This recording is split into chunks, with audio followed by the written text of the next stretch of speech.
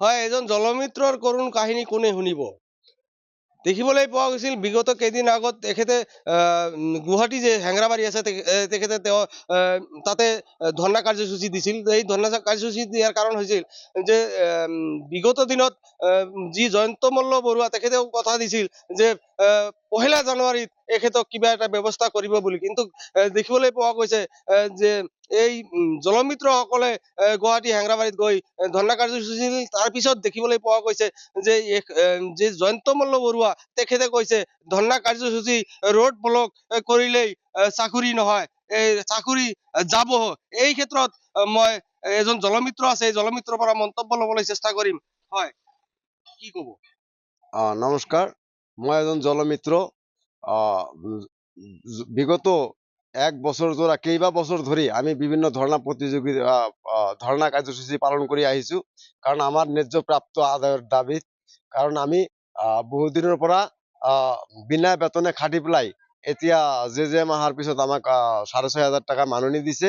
Per day 216 টাকা পৰে। সেই হিচাপত আমি ৰাইজক পানী দি আছো। কিন্তু ইতিমধ্যে চৰকাৰে আমাক জানুৱাৰী মাহৰ 1 তাৰিখত ভাল খবৰ এটা দিয়া কথা আছিল, কিন্তু আমি সেইটো ভাল খবৰ নাপালো। তাৰ পৰিপ্ৰেক্ষিতত আমি গুৱাহাটী হেংৰাবাৰীত আমি ধৰ্ণা কাৰ্যসূচী লৈছিলো।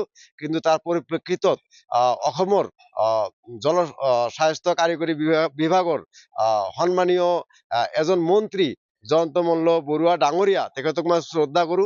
তেখেতে যিটো মন্তব্য কৰিছে এইটো মন্তব্য সঁচাকৈ বৰ লজ্জাজনক আৰু দুখজনক। আমি জলমিত্ৰসকলে সঁচাই দুখ পাইছো, কাৰণ তেখেতে কৈছে এইবিলাক কংগ্ৰেছৰ মানুহ, গতিকে হয়তো ৰাজনীতিৰ মেৰ পেছত তেখেতে এনেকুৱা আন্দোলন কৰি আছে। আন্দোলন কৰিলেই যে সমস্যা সমাধান নহয় সেইটো সঁচা, কিন্তু কথা হ'ল কি, আমি আন্দোলন কৰো আমাৰ পেটৰ তাৰণাত, আমাৰ পেটৰ ভোগত, আমাৰ পৰিশ্ৰমৰ মজুৰিৰ কাৰণে আমি আন্দোলন কৰো। আমি কোনো ৰাজনৈতিক মেৰ পেছত পৰা নাই।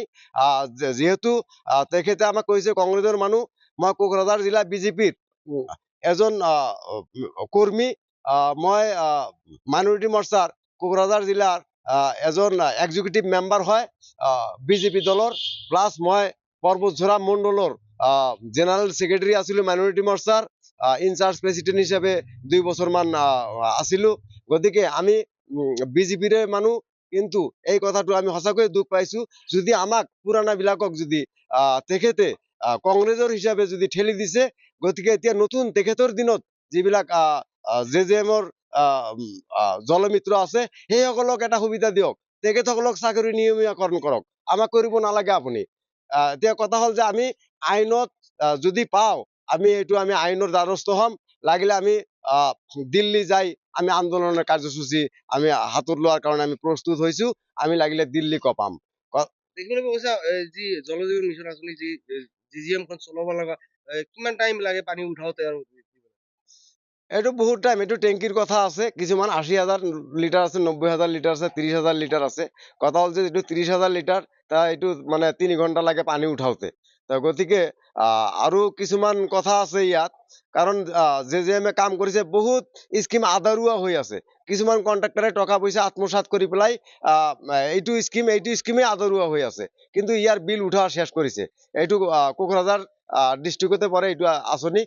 গতিকে কণ্ট্ৰাক্টৰ সকলে লাভৱান হৈছে, কিন্তু আমাৰ জলমিত্ৰসকলৰ ওপৰত কোনো ধৰণৰ সুবিধা চৰকাৰে প্ৰদান কৰা নাই।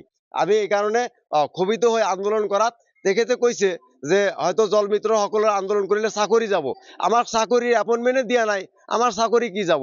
আমি নিজৰ মাটি দিছো। আমাৰ ইয়াত বেলেগ কোনোবাই আহি চাকৰি কৰিলে এইটো আমি মানিম নেকি? এইটো আমি কেতিয়াও মানি নলওঁ, কাৰণ আমাৰ নিজৰ সম্পত্তি আমি দান কৰিছো চৰকাৰক সুবিধাৰ কাৰণে।